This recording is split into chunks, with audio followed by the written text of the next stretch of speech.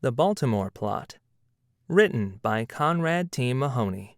Illustrated by Natasha Ringor. Kate Warren was a young girl who wanted to be a spy. She was working on a case in Baltimore, spying on a group of thieves. Kate watched the suspects through a hole in a restaurant wall. She was listening for clues. While she was trying to spy, she overheard men talking at another table. "Abraham Lincoln," someone was saying. "We've got to get him," said someone else.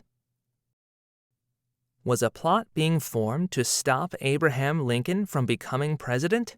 Kate had to find out. She reached into her bag and pulled out a disguise.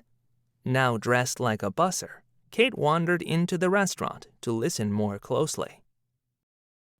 Kate picked up a tray and began clearing dishes. She was able to hear the men whispering. "Lincoln will start a civil war," said one man. "Lincoln is going to ruin America," said another. "Let's get him on his way to Washington, D.C. We can stop him." Kate left the restaurant and raced to Alan Pinkerton. He was the head of the Pinkerton Detective Agency. "You're too young," Pinkerton started. "I've told you before." "Just listen," Kate said. "Someone is going to try to kill Abraham Lincoln." "What?" Pinkerton asked. "This might be our biggest case yet." "We have to help Abraham Lincoln get to Washington safely," Kate said. "He is supposed to become our next president." The pair rushed north to find Lincoln. "What is your plan?" Lincoln asked Pinkerton. "I don't know yet," Alan Pinkerton said. Then Kate chimed in. "I have an idea." Days later, Lincoln's train pulled into the station in Baltimore. The engine's wheels screeched to a halt. Outside, a large crowd was waiting to catch a glimpse of the new president. Some of them, Kate knew, were there to hurt Lincoln. But who? The crowd began to cheer as a tall figure in a long jacket and a top hat exited the train. The crowd surrounded the figure, but the tall man was able to push through. "President Lincoln!" people called. But the man turned away from the crowd and headed toward an alley.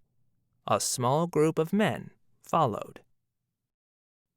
"This is the end, Abraham Lincoln," a voice called out. 5 men gathered behind the tall man. Suddenly, the figure turned around. The top hat came off, and so did the long coat. It was Kate Warren on stilts.